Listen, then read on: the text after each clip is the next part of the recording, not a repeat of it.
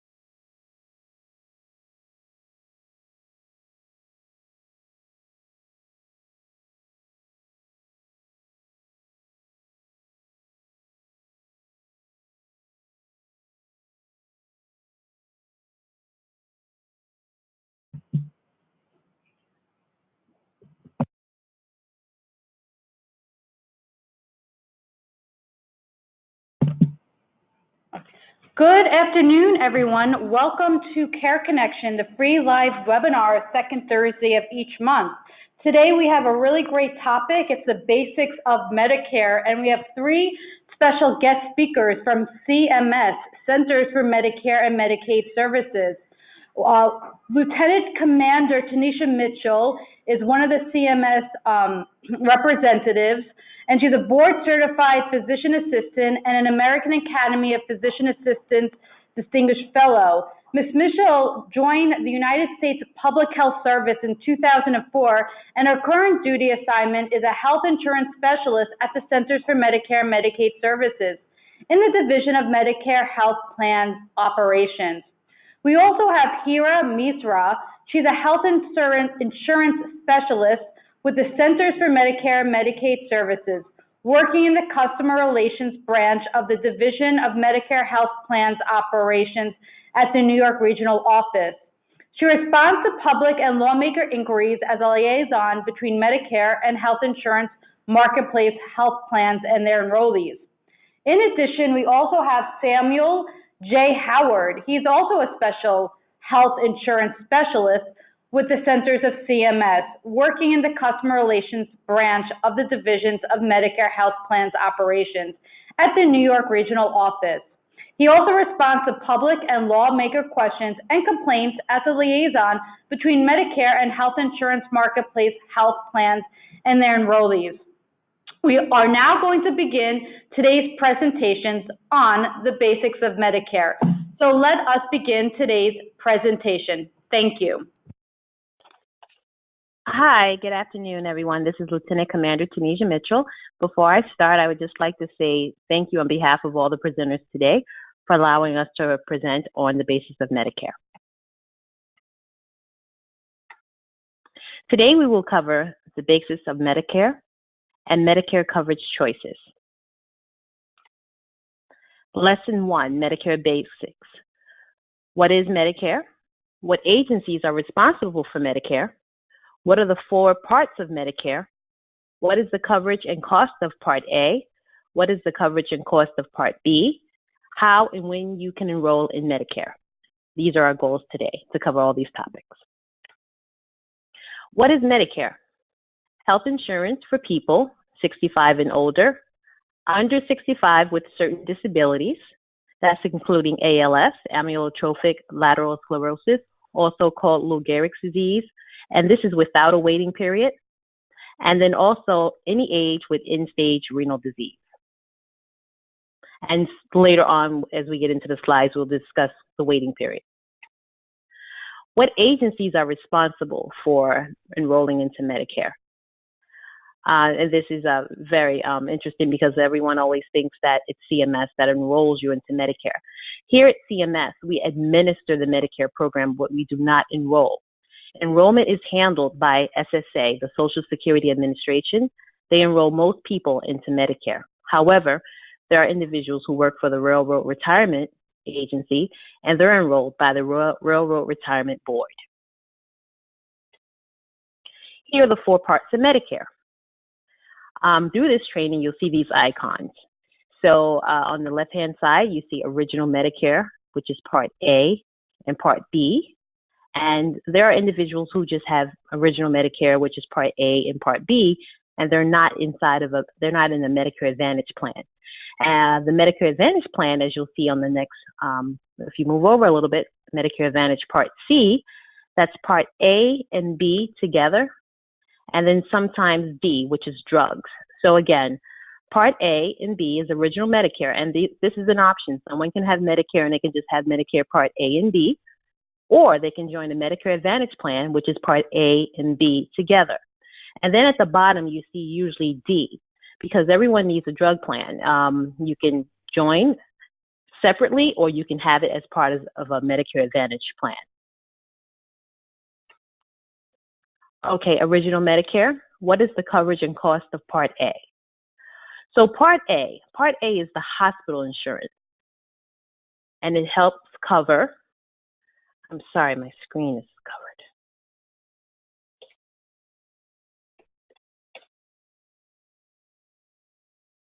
Okay, I'm having difficulty with my screen. But anyway, Part A, hospital insurance, it covers inpatient hospital care, inpatient skilled nursing facility care. And to be eligible for the inpatient skilled nursing facility care, it has to be after a 3-day inpatient hospital stay. So, and that doesn't include the day of discharge. So this person has to be in the hospital for 3 days, and that's admitted into the hospital for 3 days. And that's not including the day of discharge to be eligible for the inpatient skilled nursing facility care. And if they meet all the criteria, they would be able to use their Part A hospital insurance for the skilled nursing facility. Other things that are covered under Part A is blood, inpatient. That's home health care and hospice care. We will get into this shortly, but home health care, I just want to make note, it's not long-term care. It's not the same type of benefit that one would receive if they have Medicaid. So with Medicare, it's different. It's short-term. It's not long-term for Medicare. I always like to make that distinction. Okay, what's not covered? Private duty nursing. A private room, unless it's medically necessary. And of course, it's not going to cover television or phone in the room, personal care items like razors, socks, or slippers. Those items are not covered on Medicare Part A. Okay, so are you inpatient or are you outpatient? I briefly mentioned that when I was talking about the 3-day stay. So your hospital status is very important. It's the way it affects how you pay out of pocket for Part A and Part B. Now we have it's called MOON. We have this new item called MOON, Medicare Outpatient Observation Notice. And the reason why this is very important because most often some people, sometimes when you go to the emergency room, you can be in the emergency room for 1 or 2 days, but you're not admitted. You're still considered an outpatient status. So, if let's say the person's in the emergency room for 2 days and they're actually admitted and they're in a room for 1 day, that's not a 3-day stay because they weren't admitted for 3 days.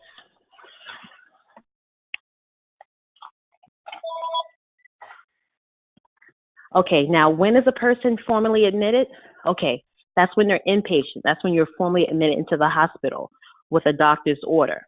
And the day before your discharge is considered your last inpatient day, not the day of discharge. And then outpatient, that's when the person, there's a written order to admit, but even if you spend the night, you're not considered admitted.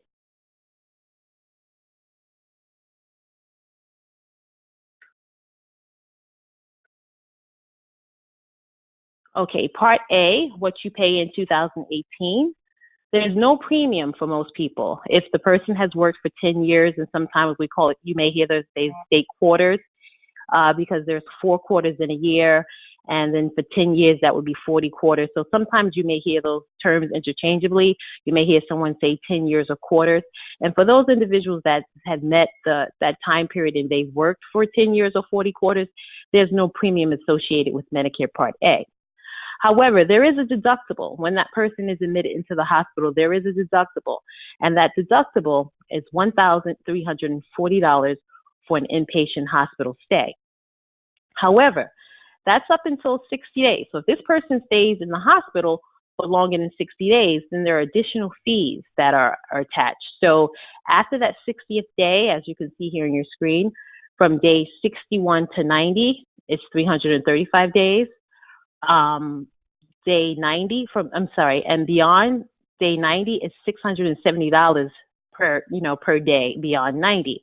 However, there is something called a lifetime reserve days. So if this individual stays in the hospital for, let's say, up to 150 days, they may use up all of their lifetime reserve days within that period. So as you see right here, it's in the brackets, lifetime reserve days up to 60 in your lifetime. So for that one particular stay, if this person stays in the hospital for 150 days, which is quite a long time, but if they stay in the hospital for 150 days, at that time, they can actually use up all of their lifetime days within this period. So that's very important to note. However, once later on in the slides, we're talking about Medicare Advantage plans. There are some Medicare Advantage plans that will allow additional days, but that's based on the plan. It's not something that's standard. And then out-of-pocket maximum, there's none in the original Medicare. And then also of note on the bottom, Part B pays for most of your service while you are inpatient in the hospital. Okay, so skilled nursing facility care. And these are the required conditions for coverage. It requires daily skilled services. So not just custodial care. This person has to be in need of required daily skilled services. And again, this comes up a lot, and we may seem like it's repetitive, but it's very important. You'll see it again, and I spoke of it in earlier slides. The hospital inpatient 3 consecutive days. You must be hospital inpatient for 3 consecutive days, not including the day of discharge. And that's very important, again, because if the person's in the hospital, even if they've been in the ER for 2 days and had a room for 1 day, that's not 3 days. It has to be 3 days admitted, not including the day of discharge. And also, it's very important to note, if the person is admitted into a skilled nursing facility and they are, let's say they're discharged and they go home, if they're home for over 30 days, they're still within that same benefit period. However, they will need to go back to the hospital. If it's longer than 30 days, they'll need to go back to the hospital for a new 3-day qualifying stay. And we'll talk about that later on. So to speak more about the skilled nursing facility, the care must be for a hospital-treated condition or a condition that arose while receiving care in the skilled nursing facility. And it must be at a Medicare participating skilled nursing facility. Paying for the skilled nursing facility, the fees, as you can see, is a little different from the hospital. It's the organization is also different. So for days 1 through 20, you pay nothing. And then days 21 through 100 is $167.57 per day. However, after day 100, the beneficiary is responsible for all costs. So it only pays up until 100 days. After that, the beneficiary is responsible for all costs. Okay, now benefit periods. This is a very important topic. It goes along with the skilled nursing facility. It measures your use of inpatient, hospital, and skilled nursing facility services. It begins the day you first get inpatient care in the hospital or the skilled nursing facility. And it ends when you're not in the hospital or skilled nursing facility for 60 days in a row. So let me just explain. So this person, let's say Mr. Smith was admitted into the hospital on a Tuesday, and that's day 1. And then Mr. Smith, he stayed in the hospital, let's say for 10 or 12 days. So of course he was in the hospital for 10 or 12 days. Now he is eligible for the skilled nursing facility because he was in the hospital admitted for more than 3 days, not including the day of discharge. So we have him in the hospital for 12 days, and then he goes to the skilled nursing facility for an additional 10 days. So we're at 22 days. Now, as you see here, it said it ends when the person is not in the hospital for 60 days in a row. So the scenario I just gave you, Mrs. Smith was in the hospital for 12, and the skilled nursing facility for 10, that's 22 days. However, he went home, and within 1 to 2 weeks, 14 days later, he became ill again, and Mr. Smith had to go back to the hospital. Well, Mr. Smith is still in his benefit period. So when he goes back into the hospital, he will not be responsible to pay that deductible for Part A because he's still within that same benefit period. So that's just very important to note. I know reading it is kind of hard to comprehend exactly unless, what I'm trying to what I'm trying to get across unless I give you the scenario, and I hope that was helpful. And it says on the next line, there is a Part A deductible for each benefit period. But with the scenario I just gave you, Mr. Smith was still in his same benefit period, so he would not be responsible to pay that deductible again. And there's no limit to the number of benefit periods you can have throughout the year. Home health care coverage. Again, it's not like Medicaid. This is different. This is Medicare. It's intermittent skilled nursing care. And the person has to be, receiving some physical therapy, speech language pathology service, continued occupational services. These different items have to be included. Medicare doesn't pay for 24-hour-a-day care at home, meals delivered to your home, homemaker services, or personal care. So that's very important to know. And requirements for the home health care coverage. This individual must be homebound, must need skilled care on part-time or intermittent basis, must be under the care of a doctor, receiving services under a plan of care, have face-to-face encounter with a doctor prior to the care or within 30 days of that care, and the home health agency must be Medicare approved. And for more information on that, we have an address, a web address that you can research. And I'm sure that everyone's going to have copies of the slides. So I'm happy that there is a reference for you later on. And this is my last slide. And I just will end with paying for home health care. In original Medicare, you pay nothing for covered home health care, but you pay 20% of the Medicare approved amount for durable medical equipment. And these items are covered by Medicare Part D. And I'm going to pass it on now to Hira Mirza, who will go into more about Medicare and Medicare Part D. Thank you. Hira Mirza? Hi, everyone. Good afternoon. Tanisha, you want to go to the next slide? Okay, so I believe this is the last slide on Medicare Part A, and it's on hospice care.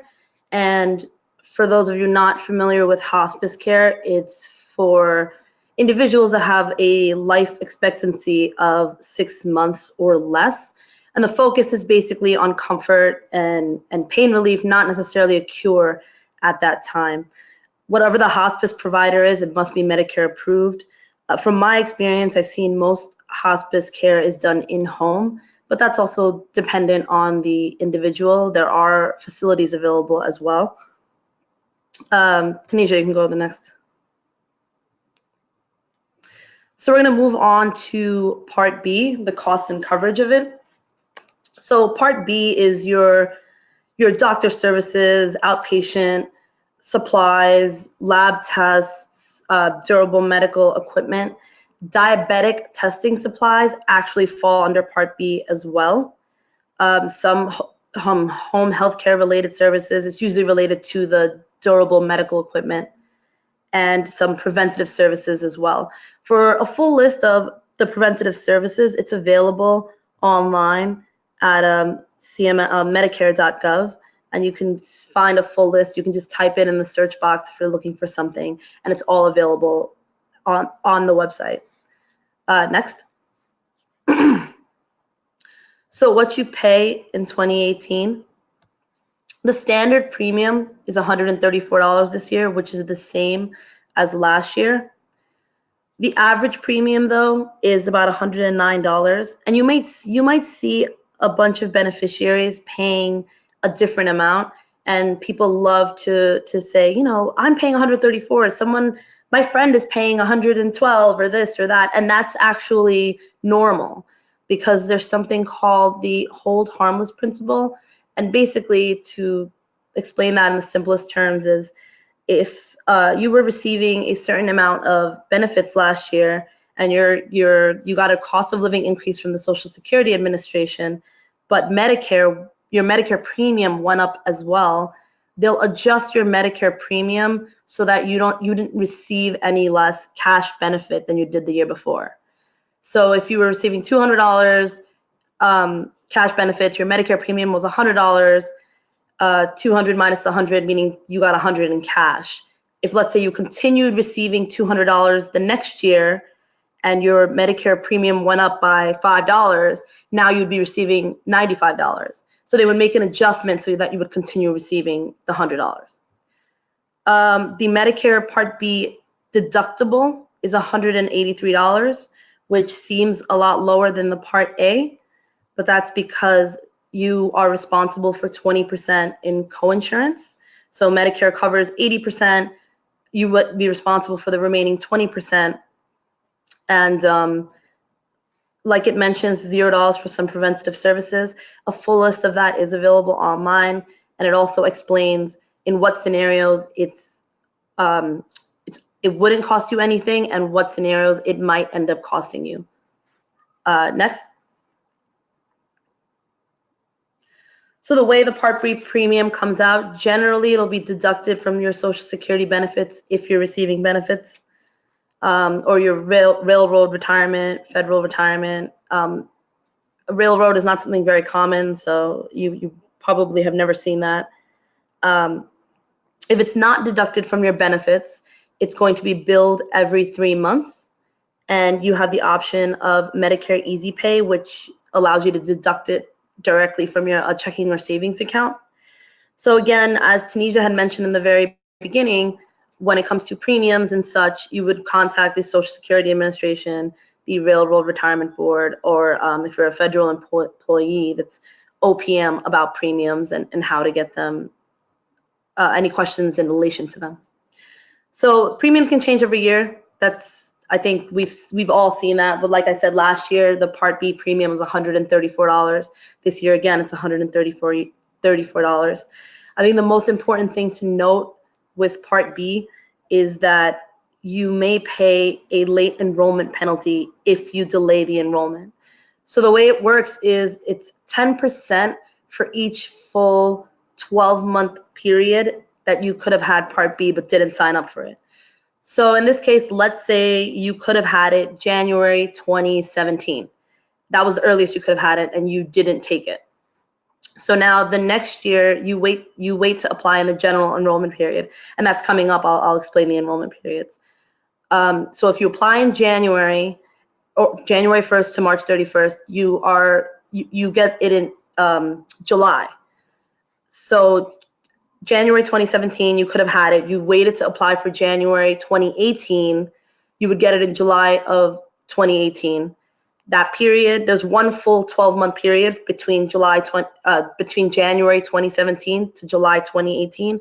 You would be charged an extra 10% for those 12 months. If 12 months do not elapse, you will not get charged the 10% penalty. And it's important to note because that penalty is lifelong. So if you have limited income and resources, your state can help in that situation and you wouldn't be subject to the penalty. Next. Here are some of the Medicare savings programs, just what I was talking about with the state helping out. The QMB and the SLMB, SLMB, are probably the most common ones that you'll see. And the qualified Medicare beneficiary, they cover the Part A and B premiums, deductibles, coinsurance, and co-payments, and the Part B premiums only. However, there's no balance billing allowed, which means they can't be billing the beneficiaries any excess amounts. And that's important to note, especially if you are working with clientele, and make sure that they're not getting billed if they are under this program. And you can see the rest on there, the SLMB, Part B premiums only. You can apply in your local Medicaid office for these programs. And you can also apply if you apply for certain Social Security benefits, they automatically send the applications over for the MSP programs as well. If you go on the state website, there's plenty of information on this as well. The bottom ones are for disabled individual, qualifying individual, and the qualified disabled and working individual.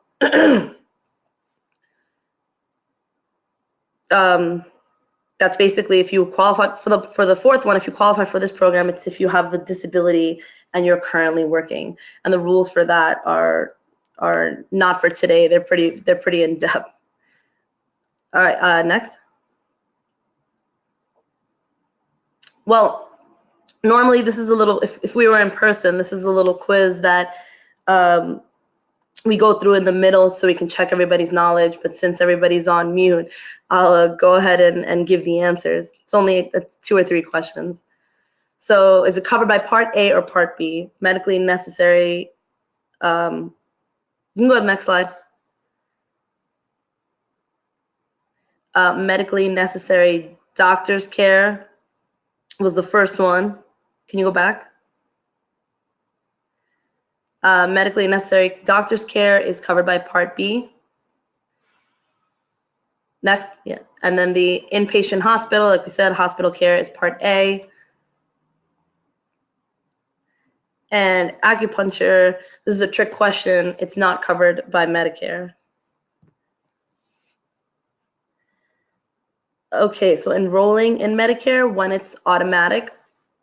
So if you're receiving Social Security benefits, whether it's retirement or disability, you will automatically get your Part A and Part B. You'll get a card in the mail that'll tell you you are receiving both Part A and Part B. And if you turn the card on the back and you don't want Part B, you can go ahead and check that box off and send it back saying that you don't want Part B. Next. So more importantly, if you're not automatically enrolled in Part A or Part B, is if you're not getting any benefits, you have to enroll with the Social Security Administration. They say that you should call at least 3 months in advance. That's just so Social Security Administration has enough time to get it processed. 3 months before you turn 65. Let me be more specific.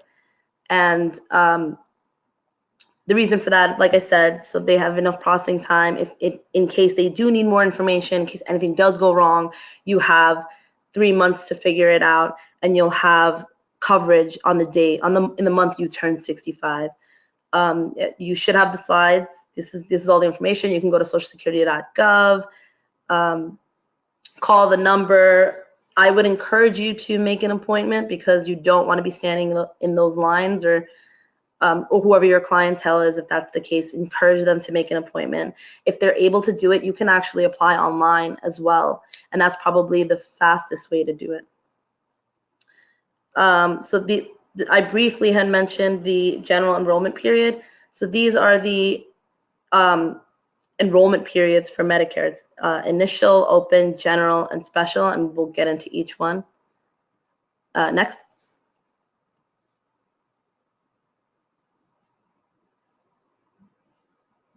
Tanisha?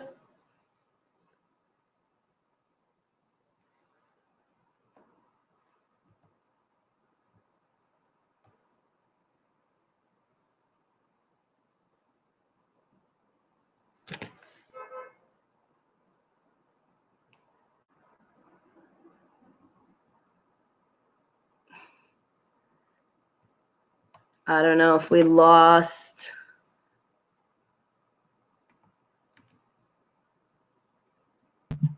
We have a bit of a technical difficulty. Give us 1 moment and we're going to fix it right away. Thank you. Sure.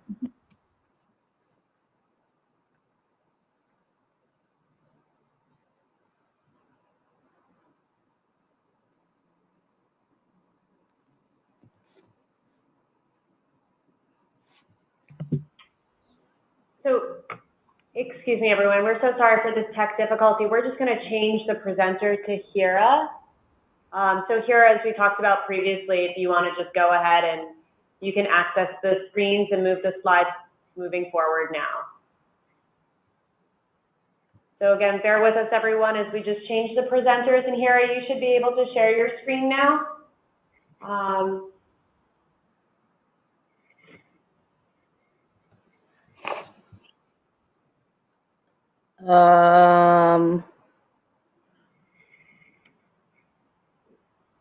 Where am I getting it's from the handouts? From the sharing on the right-hand side panel, and then there should be a play button, and it's just to show your main screen. And again, for those of you who are listening in, thank you so much for bearing with us as we have this technical difficulty. The slides closed, though. Do you have the slides open up on your computer? No. I need to do that. Not the slide back. Okay. Yeah. Is Tanisha back with us? No. Bear with us just 1 second, and we'll bring the slides up for you. I stopped screen. The slides open. Pull up the slides. Do you have the slides, Sam? Yeah, if you want to switch to me. Yep, I will, absolutely. Thank you so much. And again, everyone, thank you so much for bearing with us as we have this technical difficulty. Great, fantastic. Thank you, Sam. So there we were on slide 30, I believe. 31? Yeah, you can go to 31. Great. Thanks, everyone, again for bearing with us, and you guys are good to go.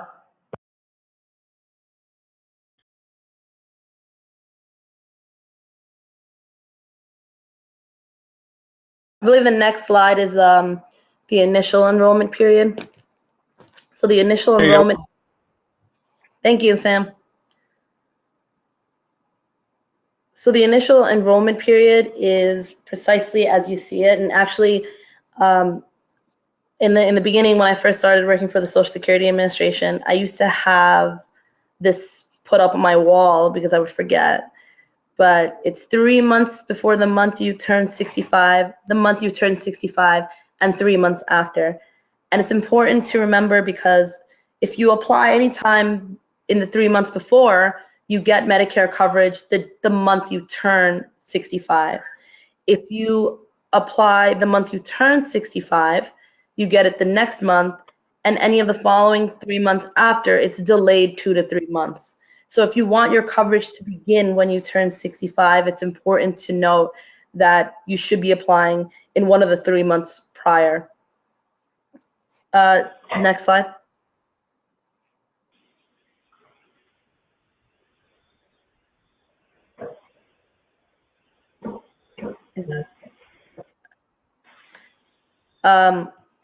This is what I briefly mentioned before, the Medicare general enrollment period.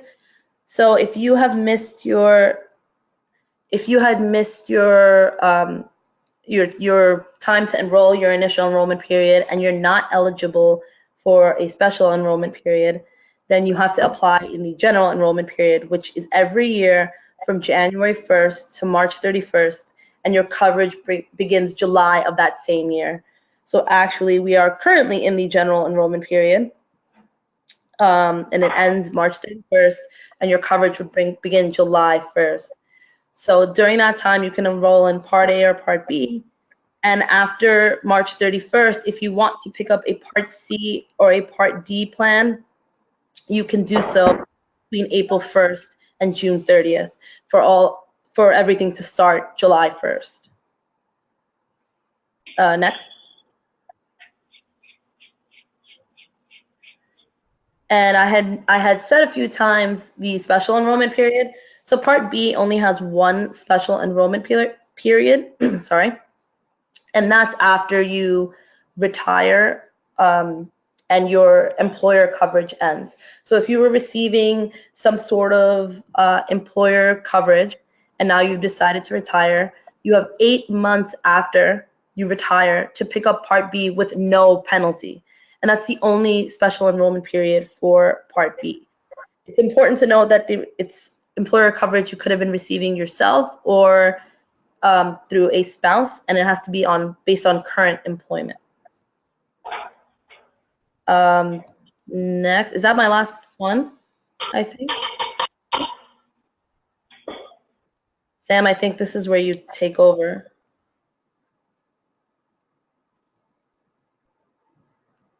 Okay, give me 1 second here to take off speaker. All right, can you hear me? Yes, Okay, so I'm going to talk about I'm taking over now, Sam Howard. I'm going to talk about Medicare coverage choices. So the benefits that you get from Medicare Part A and Part B, those two components together make up what's called Original Medicare. And there are different ways that you can receive those benefits. You can get them through Original Medicare, and then you can get them through a combination plan of Medicare Advantage, we'll talk about in more detail. And there are various ways that you can supplement Original Medicare's benefits through a Medicare supplemental insurance or Medigap plan, through a Medicare prescription drug coverage, which we encourage everybody to have, and through supplemental benefits in a Medicare Advantage plan.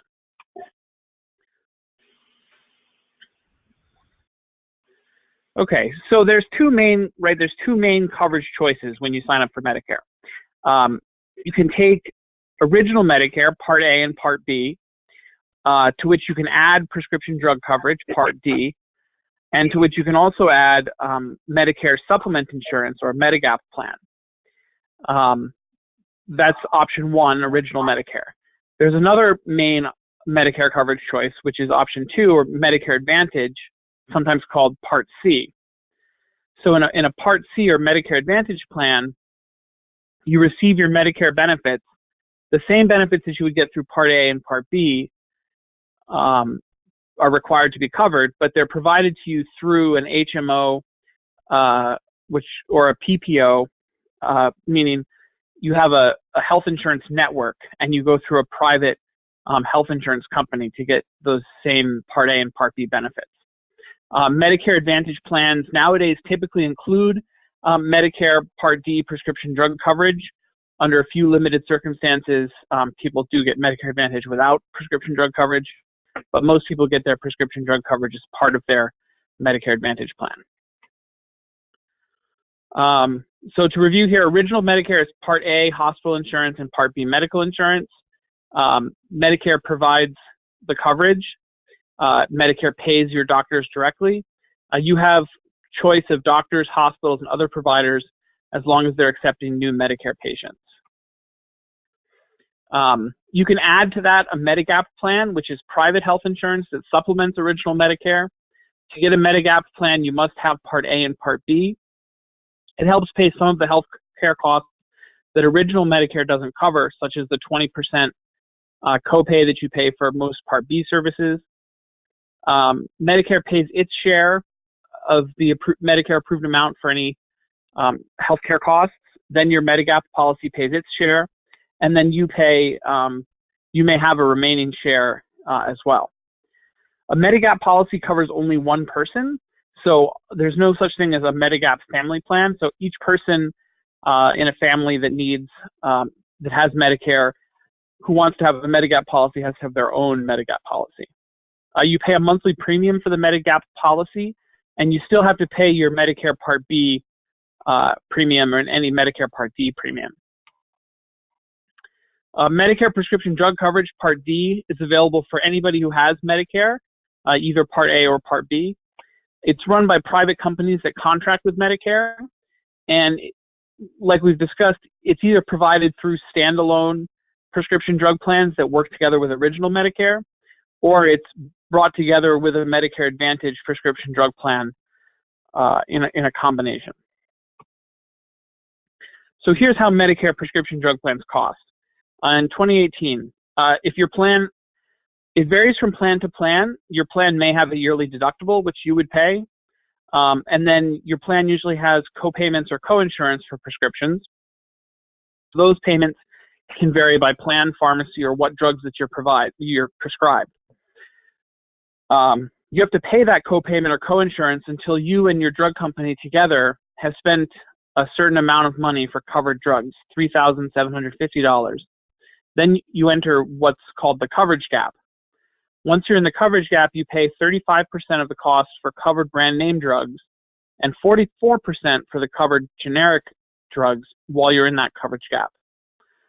Once you pay $5,000 out of pocket between you and the plan, you come out of the coverage gap, and your spending is much lower, very small. Gradually, the coverage gap is going away as the years go on. The monthly plan premium you have to pay, and then if you have something called, which we haven't really talked about, called income-related monthly adjustment amount, where you have a higher income, you have to pay that amount as well. If you wait to enroll in a Part D plan, if you don't enroll when you're first eligible for Medicare, you may have to pay a higher premium. There are exceptions, though. If you have creditable coverage through, say, an employer or through the VA, then you wouldn't have to pay the higher premium, or if you qualify for extra help to help pay your prescription drug costs. If you are charged the penalty, you pay the penalty for as long as you have Part D coverage in most circumstances. The penalty is 1% of the base beneficiary premium for each full month that you're eligible and not enrolled. The amount of the base premium changes every year, so you'd have to visit Medicare.gov for the current figures. So things to think about when you're picking a Part D prescription drug plan. Plans have formularies, lists of covered drugs. Basically, this means they don't have to cover every single drug. What they have to do is they have to cover a range of drugs in each category, say painkillers, cholesterol drugs, etc. They have to cover a range of drugs in each category so that your doctor has the options needed to take care of you.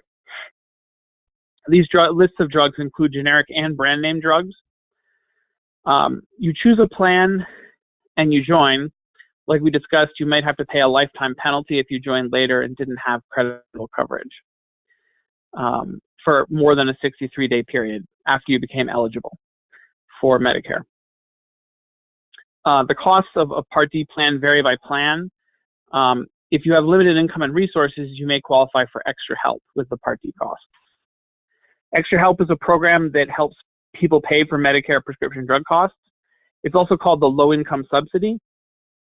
If you have the lowest category of income and resources, you'll pay no premium deductible and small or no co-payments.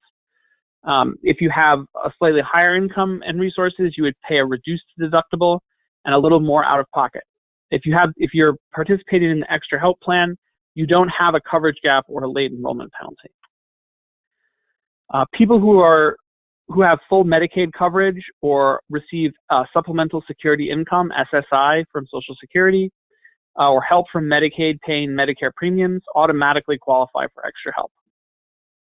Other people who want to can apply for extra help either online at socialsecurity.gov, by calling Social Security at 800-772-1213, or by contacting their state Medicaid agency.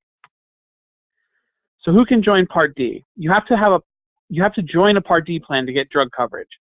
In order to join a Part D plan, you have to have Medicare Part A or Medicare Part B.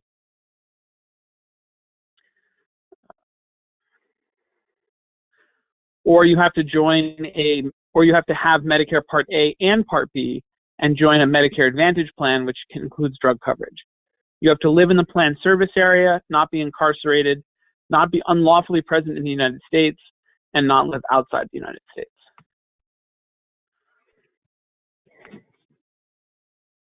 So you can join a Part D plan when you first become eligible during the annual enrollment period each fall, or if you have certain life events that allow you to have a special enrollment period. Those special enrollment periods include if you move out of your plan service area, if you lose other creditable prescription drug coverage, say from a job or a spouse's job, if you weren't properly told that your other coverage wasn't creditable, or your other coverage is reduced and is no longer creditable, if you live at or enter a long-term care facility, such as a nursing home, if you qualify for the extra help program, if you belong to a state pharmaceutical assistance program, if you want to join or switch to a plan in your area that has a 5-star rating, or if you have other exceptional circumstances. For instance, when we have a hurricane, or another natural disaster, we sometimes allow people to change their plans. Most special enrollment periods last for 2 months.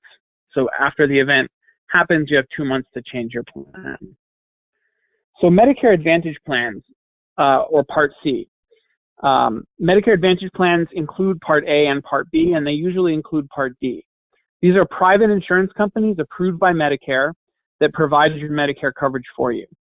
In most Medicare Advantage plans, you need to use the plan's doctors, hospitals, or other providers, or you pay more or all of the costs involved. These are called networks. 1 second. Okay. If you join a Medicare Advantage plan, you still are in Medicare. You still have all the rights and protections of Medicare. You still get all the services that are covered by Part A and Part B, but how those services are delivered to you changes. Those services are delivered to you by the health insurance company through the plan, and you may have to use their doctors or hospitals, their network, to receive those services instead of being able to choose any doctor that provides Medicare services. You can choose a plan that includes prescription drug coverage. You may have different benefits and cost sharing than you would if you had under original Medicare. This is really like the big benefit of joining a Medicare Advantage plan. There's no limit on out-of-pocket costs for people who are in original Medicare. But if you're in a Medicare Advantage plan, you'll have a limit on your out-of-pocket costs for medical services. And once you reach that limit, you don't pay anything for covered services. Some Medicare Advantage plans have extra benefits, such as vision or dental, that are offered at the plan's expense, which are not normally covered by Medicare. If you have a Medicare Advantage plan, then you can't use a Medigap policy to supplement your coverage. You have to choose between using a Medigap policy and having a Medicare Advantage plan. So here's a little bit more about the Medicare Advantage costs.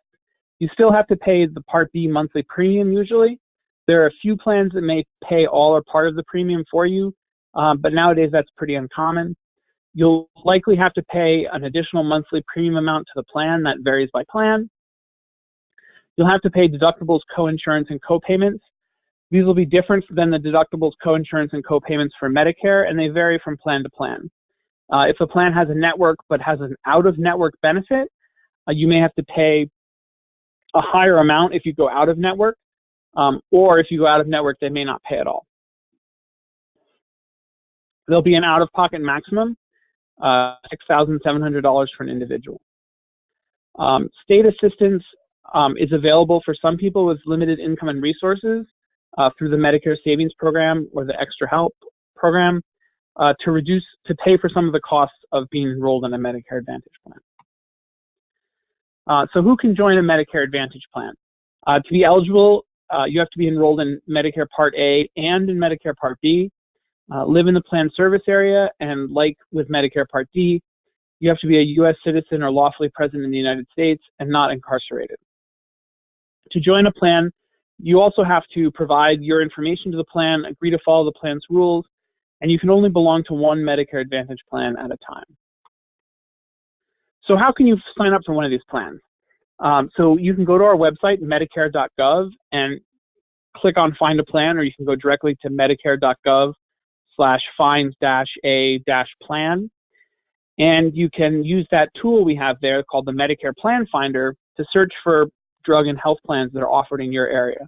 You put in your zip code. You can personalize your search by adding information about what drugs you take, and then you can compare plans based on their star ratings, their benefits, their costs, and their estimated yearly costs for you. So we All right, are so we now have some going to take, I'm sorry, I'm going to now open up the line for questions. Thank you all for today's presentation. We do have a couple of questions waiting for us. One of the questions is from Catherine. If you are employed full-time, do you have to apply for Medicare at age 65, or can you wait until you retire? So that's what we were talking about with the special enrollment period. If you're employed full-time and you have employer-sponsored health insurance, the first thing you have to do is you have to talk to your employer, because with certain employers, depending on the size, you may have to take Medicare in order to have Medicare work with your employer health insurance. So you should talk to your employer about your health coverage.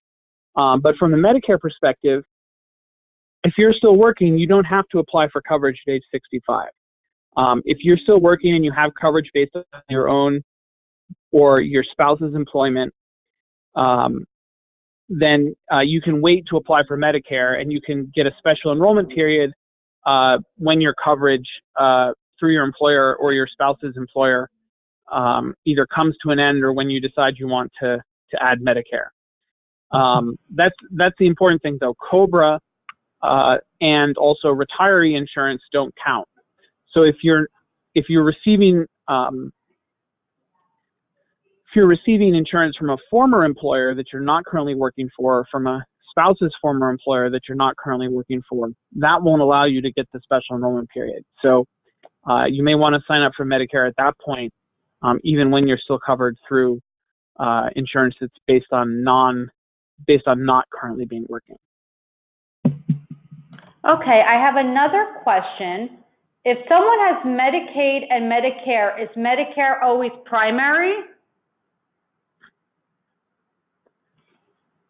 Yeah, Yes, Medicare I'll pays first. Medicaid always pays last. So then Yeah, Medicaid is primary? No, Medicare would be primary. Medicaid is what's called a payer of last resort. So typically what happens is that Medicare pays first, and that the Medicare payment is larger than what the Medicaid payment would be anyways. So frequently there's not an additional payment from Medicaid. But there might be a reduced co-payment. Okay. But increasingly, Medicare and Medicaid are provided together through Medicare, Medicaid managed care plans, which sort of make that process seamless and not, easy for everybody. Okay. Does Medicare cover retroactive bills?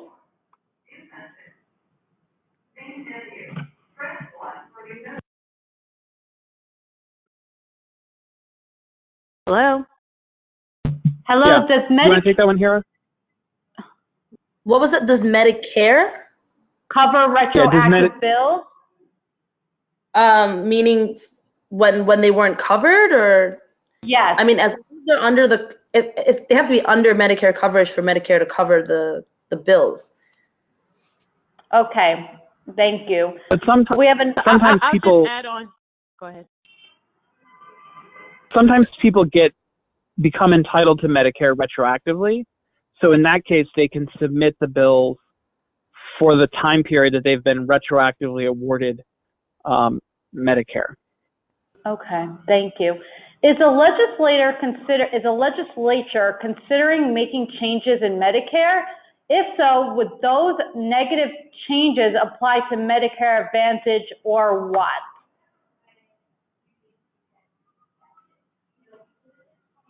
I'll take this one. So we don't have any answers to those type of questions. What they could do is they could email us, and we'll pass it up to our leadership. We don't have any answers about any legislature. Okay, thank you. Are there any other health problems other than ALS that can be expedited for disability? I just had a caregiver call me about her 50-year-old sister who had to quit working due to a debilitating lung disease that may require a lung transplant soon.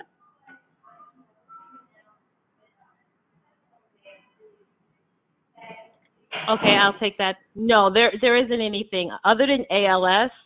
Any other disability at this time would be would have the 24-month waiting period. That's outside of ESRD, end-stage renal disease.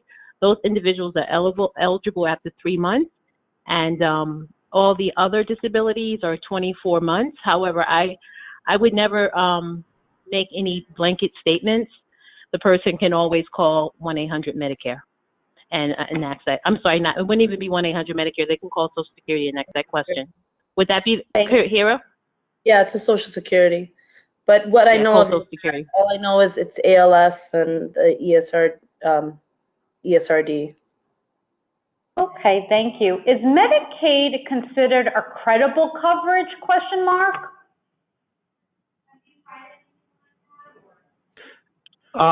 So the answer to that would be yes.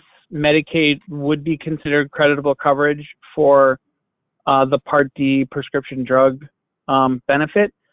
However, Medicaid, like we were talking about, Medicaid is always the payer of last resort. So if you're eligible for if you're on Medicaid and you become eligible for Medicare, you would be required to apply for Medicare Part B. So there's not really any situation where that would happen. Medicaid would be considered creditable, but in any case where you would be eligible for Medicaid, you'd probably have to apply for Medicare anyways. Okay, can you repeat what the benefits of having a managed Medicare plan is over straight Medicare? Yeah, so the benefits of having a managed Medicare plan have to do with how the costs are set up.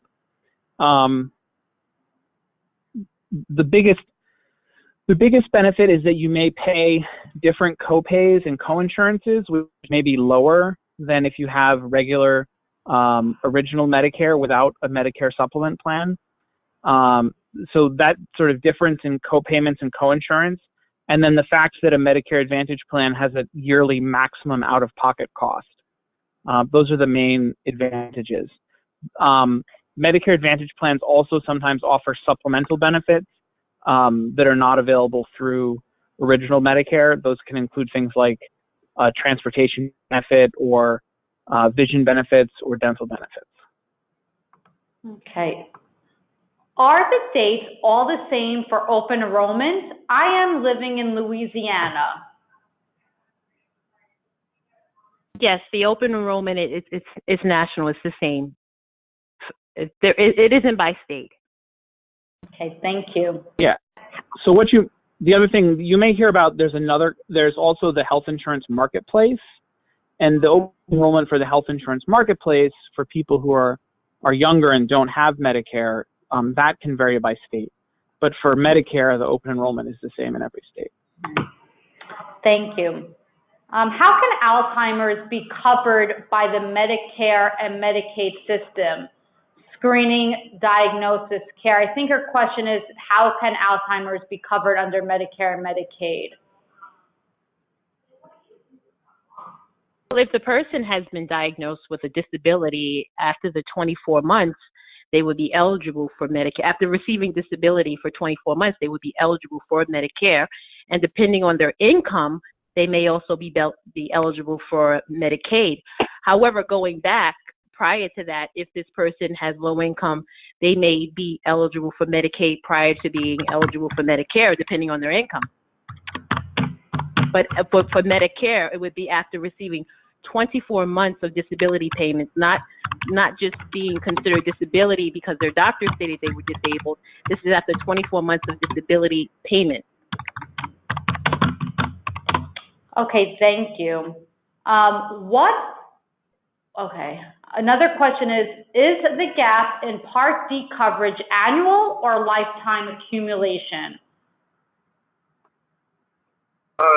It's an annual gap. Yeah, it's an annual gap. So when we talk about the amount that you have to spend to come into the coverage gap, and then the amount that you have to spend to get out of the coverage gap, those are annual amounts. Okay, thank you so much. That covers all of our questions.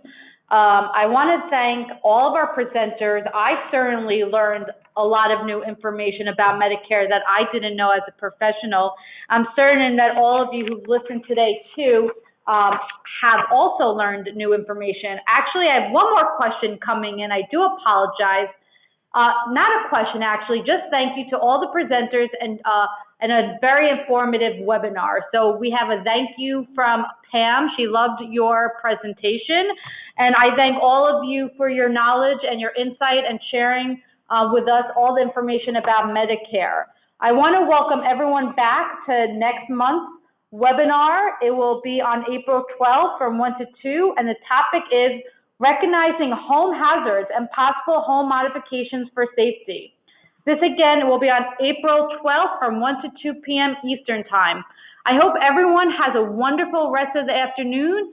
Again, thank you for all our wonderful presenters and for CMS for volunteering their time and expertise on this much needed topic about Medicare. I hope everyone has a wonderful rest of the day. Thank you. Thank you. Thank you. Thanks.